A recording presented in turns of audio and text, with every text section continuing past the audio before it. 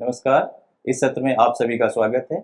आज के इस सत्र में हम लोग कोर्स BES 143 गणित शिक्षण के अंतर्गत गणित पाठ्यक्रम, आवश्यकता, महत्व और स्कूली गणित में सरोकार के मुख्य क्षेत्र इस विषय में चर्चा करेंगे। चर्चा की शुरुआत हम लोग गणित पाठ्यक्रम की आवश्यकता से करते हैं।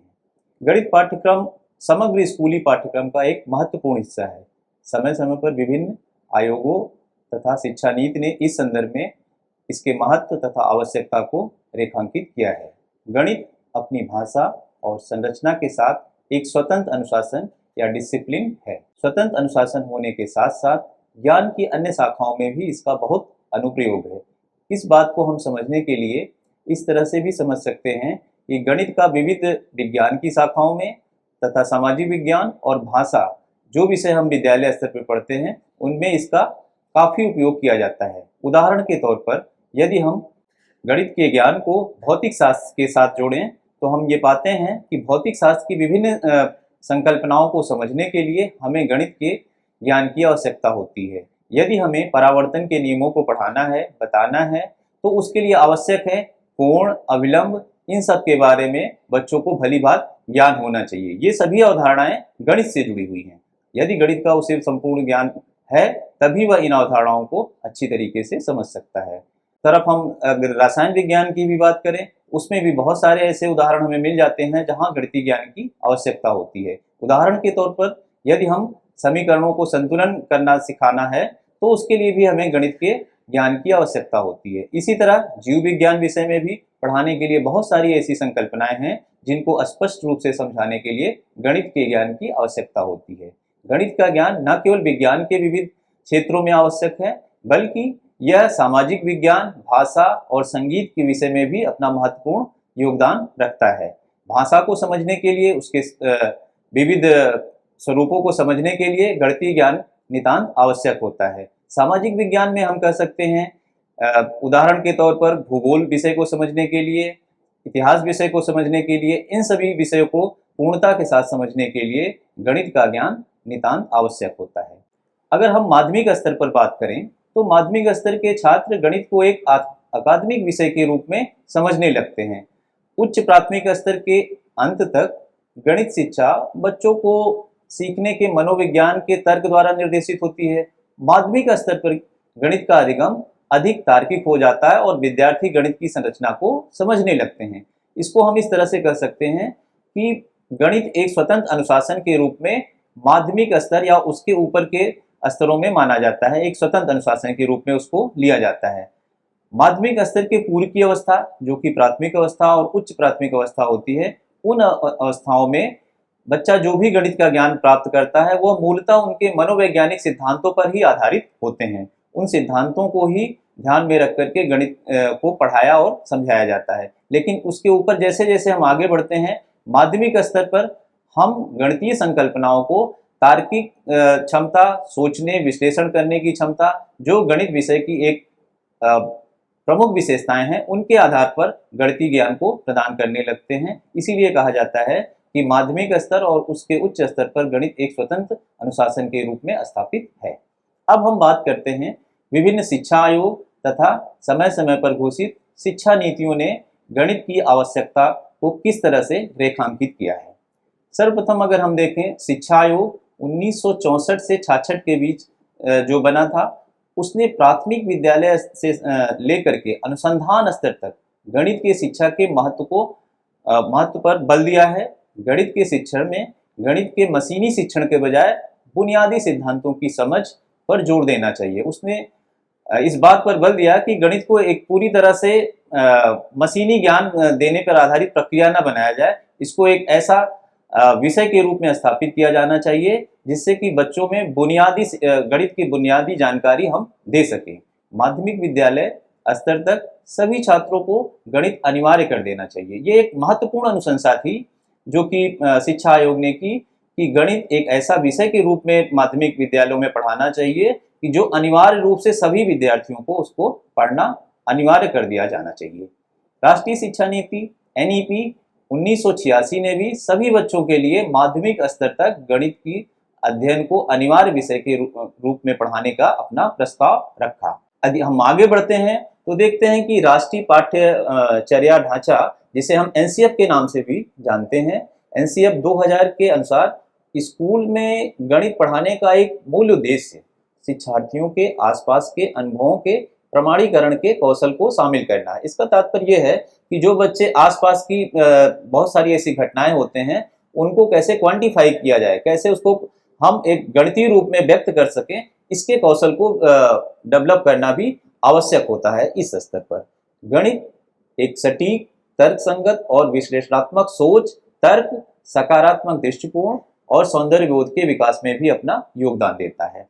अब अगर हम बात एनसीएफ 2005 के अनुसार करें, तो उसमें गणित शिक्षा का मुख्य लक्ष्य बच्चों के गणितीकरण की क्षमता, जिसे हम दूसरे शब्दों मैथमेटाइजेशन भी कहते हैं, उसको उन्होंने विकसित करने पर बल दिया। अब हम इस बात पर विचार करते हैं कि गणितीकरण होता क्या है।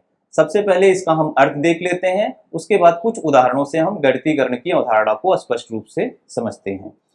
हम गणितीकरण के अर्थ को इस तरह से व्याख्यायित कर सकते हैं कि गणितीकरण बच्चों को गणित की भाषा का उपयोग करके किसी भी स्थिति के बारे में सोचना और सीखना, इस पे बल देता है। इसके अंतर्गत चित्र बनाना, चरों को चुनना और समीकरण बनाना और तार्किक रूप से किसी निष्कर्ष तक पहुंचना वो शामिल होता है। ये सारी प्रक्रियाएं गणितीकरण के अंतर्गत आती हैं। गणितीकरण की अवधारणा को अब हम एक उदाहरण के माध्यम से समझने का प्रयास करते हैं। उदाहरण के रूप में, यदि 1200 वर्ग मीटर के क्षेत्र के आयताकार मैदान की लंबाई उसकी चौड़ाई से 3 गुना है, तो इसे कैसे गणितीकरण की अवधारणा के द्वारा व्यक्त किया जा सकता है। हम मान लेते हैं कि आयताकार मैदान की चौड़ाई x है।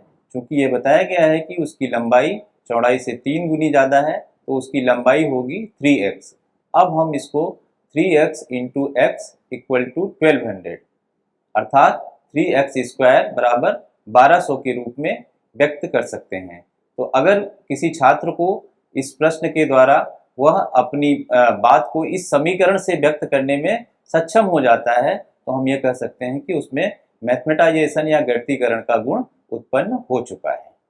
दूसरा एक उदाहरण हम और लेते हैं कि यदि यह कहा जाए कि एक माँ और उसके बच्चे के उम्र के बीच में 4 गुने का अंतर है। मान लेते हैं बच्चे की उम्र x है वर्तमान में और माँ की उम्र क्या हो जाएगी, वो 4x हो जाएगी। इसके साथ यह बताया जाता है कि 3 वर्ष पहले माता की उम्र और उसके बच्चे की उम्र में 5 गुने का अंतर है। इन तथ्यों को आप समीकरण के द्वारा व्यक्त करिए। यदि वह बच्चा इन तथ्यों के आधार पर उस गणितीय समीकरण के द्वारा व्यक्त कर सकता है, जिसको कि प्राप्त करके हम वर्तमान समय में माँ और बेटे की आयु का आकलन कर सकते हैं या उसकी गणना कर सकते हैं, तो ये कहा जाएगा कि उस बच्चे में गणितीकरण की अवधारणा विकसित हो चुकी है या मैथमेटाइजेशन का पावर उसमें है। आगे हम बढ़ते हैं। एनसीएफ 2005 ने स्कूली शिक्षा के संदर्भ में 2 प्रमुख लक्ष्य सुझाए हैं। पहला उन्होंने बताया है कि संकीर्ण उद्देश्य, दूसरा उच्च उद्देश्य। अब हम इन दोनों उद्देश्यों के बारे में चर्चा करते हैं। संकीर्ण उद्देश्य क्या है? संकीर्ण उद्देश्य बुनियादी कौशल का विकास, जिसमें कि उपयोगी क्षमताओं का विकास शामिल है, जैसे कि विशेष रूप से संख्यात्मक, संख्या संचालन, माप, दशमलव और प्रतिशत से संबंधित अवधारणाएं और उस पर आधारित संक्रियाओं को करने की क्षमता विकसित करना। अगर इन बातों पर हम केंद्रित करके गणित का ज्ञान देते हैं, तो वो एक संकीर्ण उद्देश्य के अंतर्गत आएगा। अब उच्च उद्देश्य क्या है? गणितीय सोच को विकास में, जिसमें कि हम तार्किक निष्कर्ष, मान्यताओं को साबित करने और अमूर्त को संभालने के बच्चे के साधनों को सोचने और तर्क करने का विकास शामिल है। अगर इस तरह से तार्किक रूप से किसी प्रश्न को वो हल करने का प्रयास करता है, प्रश्न को विश्लेषण करने की उसमें क्षमता विकसित हो जाती है, तो इसको हम व्यापक उद्देश्य के अंतर्गत मानते हैं। अब अगली कड़ी में हम लेते हैं एनईपी 2020, राष्ट्रीय शिक्षा नीति 2020 ने इस संदर्भ में अपने क्या विचार या सुझाव दिए हैं। एनईपी 2020 के अनुसार स्कूली शिक्षा की पाठ्यचर्या और शैक्षणिक संरचना को पुनः आकार दिया जाएगा, ताकि इसे शिक्षार्थियों की विकासात्मक आवश्यकताओं के लिए उत्तरदायी और प्रासंगिक बनाया जा सके। NEP 2020 ने यह सुझाव दिया कि स्कूली शिक्षा के पाठ्यक्रम की रूपरेखा को एक नया रूप दिया जाए। वर्तमान समय में 10+2+3 की पद्धति पे चल रही शिक्षा व्यवस्था को परिवर्तित करके उसने सुझाव दिया कि अब स्कूली शिक्षा के लिए पाठ्यक्रम की रूपरेखा 5+3+3+4 डिजाइन द्वारा निर्देशित होगी। उसमें जो समाविष्ट हैं वो पहला चरण है, मूलभूत चरण है जो 5 वर्ष की अवधि का होगा। दूसरा चरण प्रारंभिक चरण है जो 3 वर्ष की अवधि होगा। मध्य चरण 3 वर्ष की अवधि का होगा। उसके पश्चात माध्यमिक चरण 4 वर्ष की अवधि का होगा।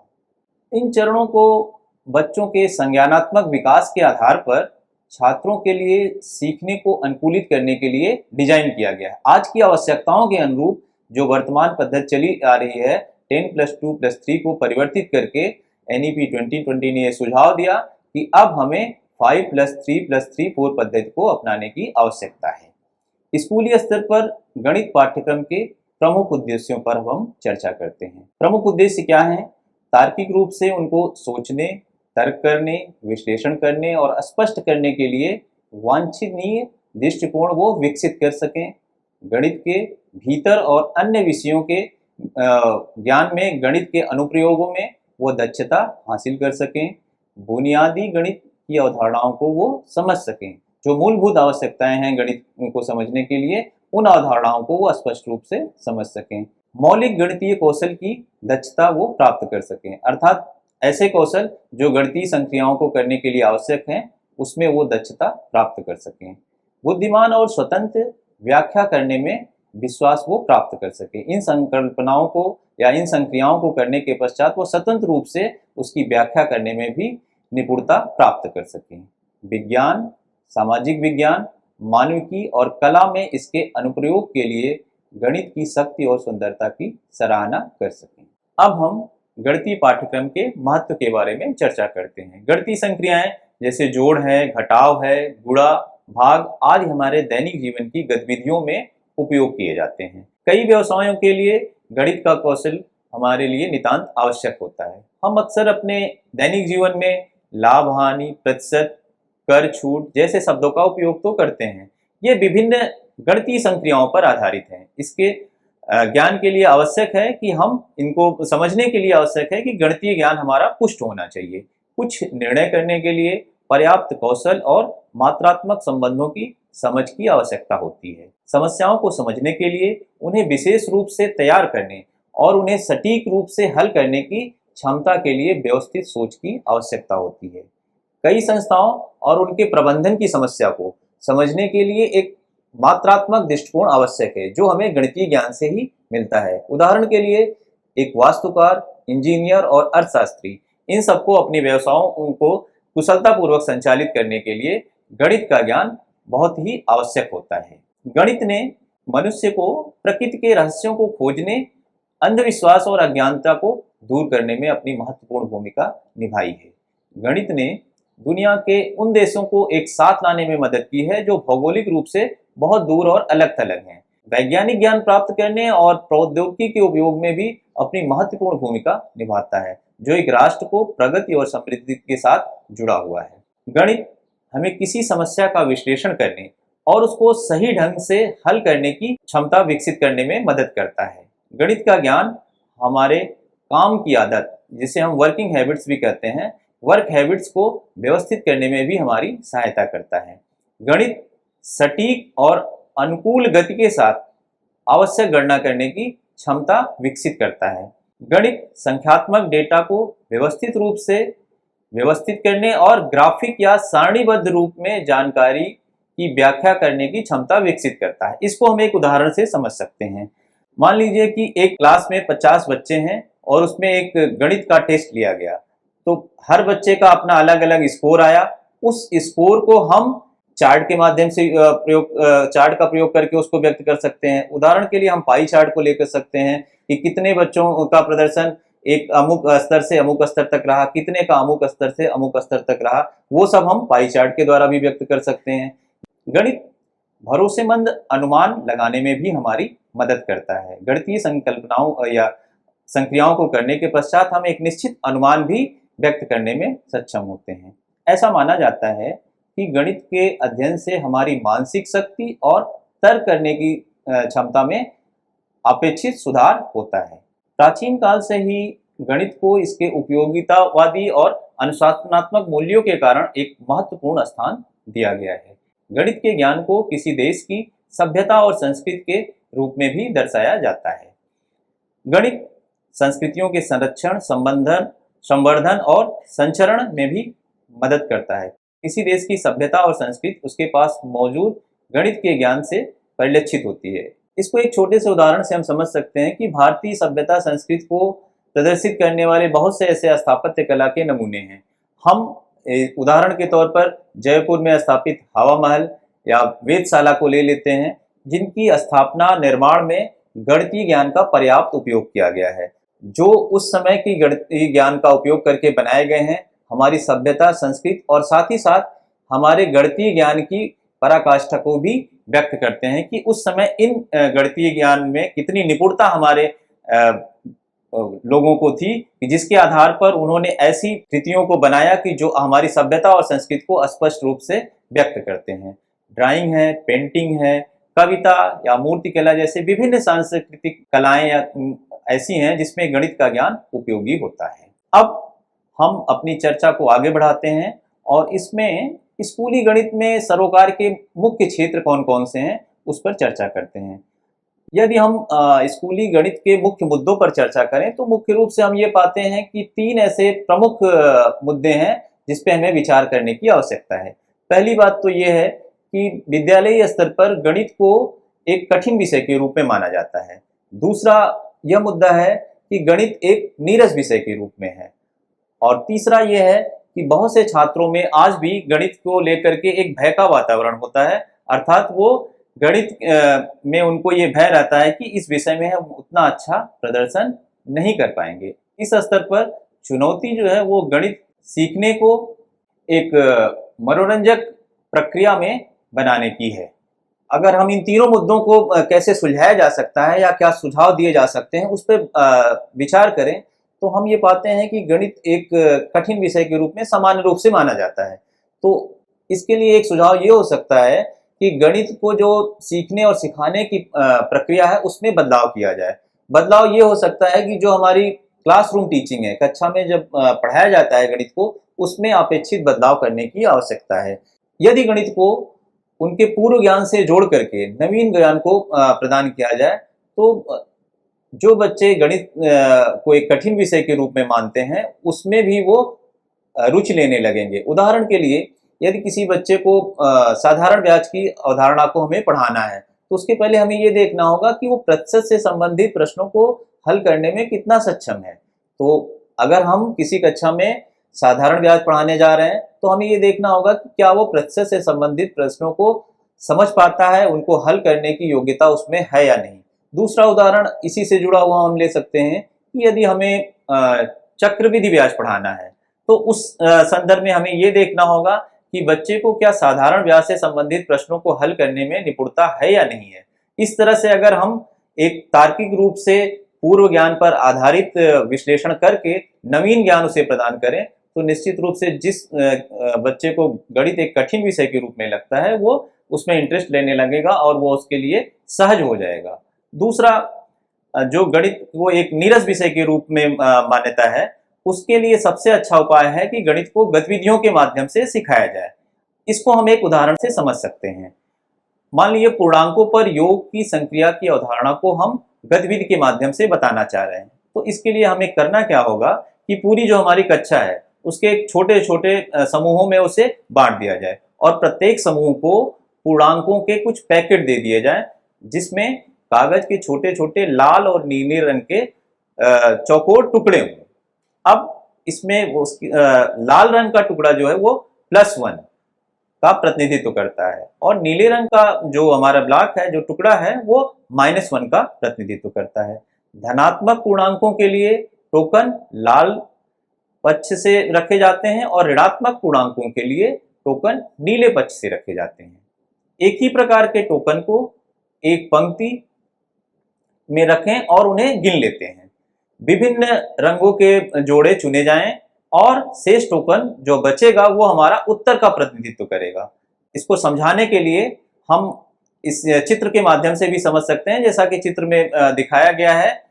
लाल रंग, नीला रंग, इनको अगर एक साथ इनके ब्लॉक को रखा जाए, इनकी काउंटिंग की जाए, तो वो जो अगर लाल सभी लाल रंग के हैं तो जुड़ करके उसका उत्तर प्लस में आएगा। अगर सभी नीले रंग के हैं तो उनका योग जो है वो माइनस के साथ आएगा। अगर लाल और नीले रंग के टुकड़े आपस में मिक्स करके रखे जाएं तो जितने लाल हैं उतने नीले हैं, तो वो +1 -1 से वो कैंसिल हो जाएगा। उसके बाद जिस रंग का टुकड़ा बचेगा उतना हमारा उत्तर होगा। सपोज करिए कि अगर हमारे पास 2 लाल हैं 2 नीले हैं, तो ये आपस में एक दूसरे की वैल्यू कैंसिल हो जाएगी +1 -1 से, और अंत में हमारे पास नीले रंग का टुकड़ा बचता है। तो इन सारे पांचों टुकड़ों का योग क्या होगा, वो -1 के बराबर होगा। इस गतिविधि के माध्यम से हम इस अवधारणा को समझा सकते हैं। तीसरा प्रमुख मुद्दा जो है वो यह है कि छात्रों में भय का वातावरण होता है कि गणित को हम उतना अच्छा उसमें प्रदर्शन नहीं कर पाएंगे। इसके लिए सबसे अच्छा उपाय यह है कि वो एक निरंतर उनका मूल्यांकन किया जाए और उसके मूल्यांकन के द्वारा यह देखा जाए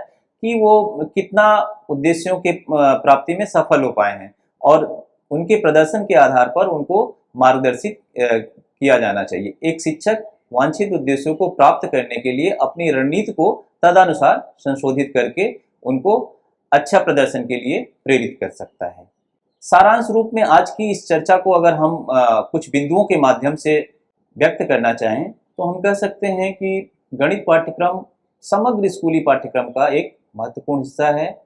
शिक्षा आयोग 1964 से 66 उनके अनुसार माध्यमिक विद्यालय स्तर तक गणित को सभी छात्रों के लिए एक अनिवार्य विषय के रूप में पढ़ाया जाना चाहिए। एनपीई 1986 ने भी सभी बच्चों को माध्यमिक स्तर तक गणित को अनिवार्य विषय के रूप में पढ़ाने की अपनी अनुशंसा की। गणित सटीक, तर्कसंगत, विश्लेषणात्मक सोच, तर्क, सकारात्मक दृष्टिकोण और सौंदर्यबोध के विकास में अपना योगदान देता है। गणित शिक्षा के संकीर्ण लक्ष्य हैं बुनियादी कौशल का विकास, जिसमें उपयोगी क्षमताओं का विकास शामिल है। विशेष रूप से संख्यात्मक, संचालन, माप, दशमलव और प्रतिशत से संबंधित ज्ञान को प्रदान करना है। अगर उच्च उद्देश्यों की बात करें, गणितीय सोच का विकास, जिसमें कि तार्किक निष्कर्ष पर मान्यताओं को साबित करने और अमूर्त को संभालने की क्षमता को विकसित करना है। कई व्यवसायों के लिए गणित एक अनिवार्य कौशल के रूप में माना जाता है। कुछ निर्णय के लिए पर्याप्त कौशल और मात्रात्मक संबंधों की समझ की आवश्यकता होती है। गणित एक भरोसेमंद अनुमान लगाने में हमारी मदद करता है।